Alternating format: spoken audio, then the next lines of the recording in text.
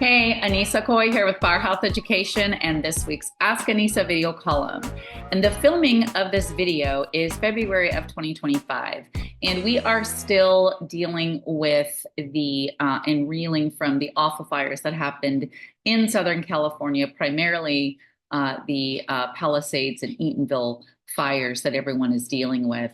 And if you haven't seen it, I just put out a 3-part series about those wildfires and what you need to know before you go and help people during that type of a situation when you have a wildfire cat loss. So if you haven't watched them, you're going to want to go back on the channel and check those out. I'll put links for them below this video. But also please be sure and you are subscribed to our YouTube channel. We have tons and tons of free training videos out there on the channel already, over 400 videos to help you with this kind of situation, especially when you're dealing with fire loss, but also in marketing and how to get the jobs and all that sort of thing. And also have lots more coming out.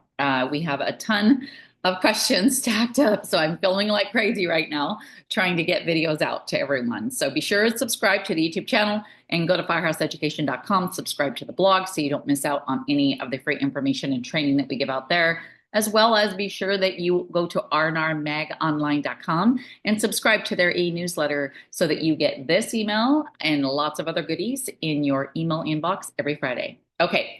So now we're going to jump right into the question. And the questions that I'm going to answer here in the next little bit over my next few Ask Annissa videos are ones that are just flying into me via email and via text messages. And one of the big ones that I'm getting asked right now are, how do you test and can tell if a house is contaminated?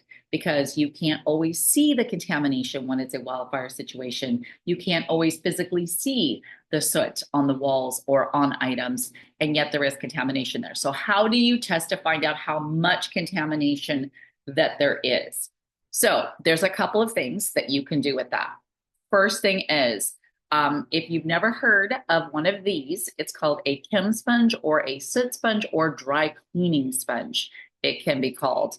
And they are definitely your best friend in this kind of situation. So these sponges, you can take and use them to test surfaces, especially walls, to be able to tell if there is contamination, soot and ash on items that you can't see with the naked eye.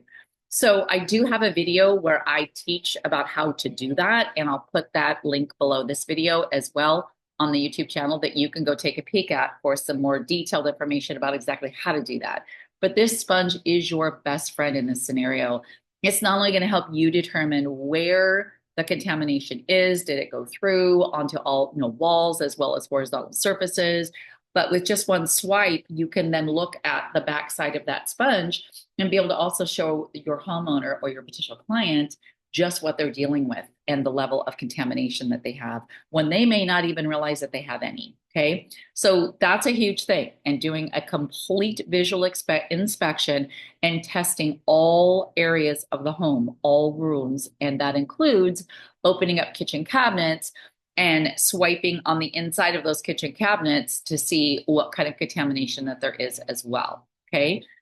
Another thing that you can do is there's actually testing, especially when you're dealing with an attic. An attic is going to be something that is almost always going to be contaminated when you have a wildfire, because most eaves have venting, right, for air circulation. So when the wildfire comes by on the outside, sometimes I've seen attics be the worst part of the house that was affected because it just pushed all of that ash that's blowing in the air from all of being carried with the smoke, pushing ash up inside, and then you'll go up into an attic and you can physically see ash sitting on top of the insulation that's in the attic. So there's ways that you can actually capture that, scoop it up, send it to a hygienist and have that tested, okay?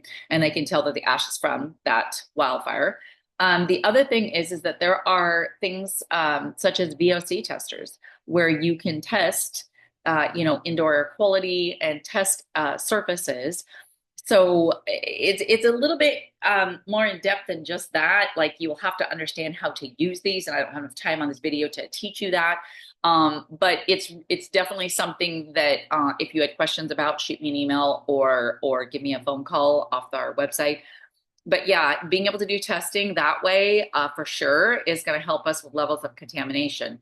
Now, sometimes you don't have to go that far, like oftentimes to do that kind of testing, just having the visual, seeing the ash in the attic, having the visual of testing with the chem sponge to see the level of soot contamination in the home is going to be enough to be able to know you need to go in and clean. I do save these sponges and I do label them by my rooms so that I can show an adjuster if need be. But chances are, you guys, in a cat loss situation, you're not going to have adjusters potentially even showing up. All right.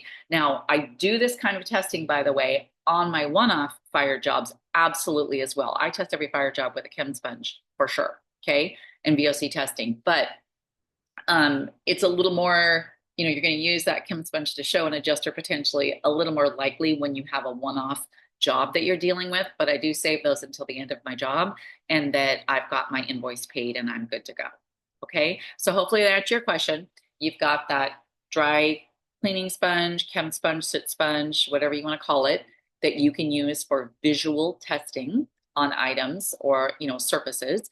And then you also have the VOC testing that you can do, as well as testing in like an attic area for the actual ash. Like you can actually capture the ash in the, with the Q-tip and put it in the vial and shoot it off and be able to get a test back fairly quickly. There's quite a few companies, a couple in particular I know of in San Diego, and they turn them around pretty fast when they're in this kind of situation. So anyway, hopefully that answered your question. That will help you be able to do a really good visual inspection so that you can determine just exactly what scope of work you need to have in play so that you are sure to get your homes and buildings that you're working on decontaminated and everybody back into a safe, healthy environment.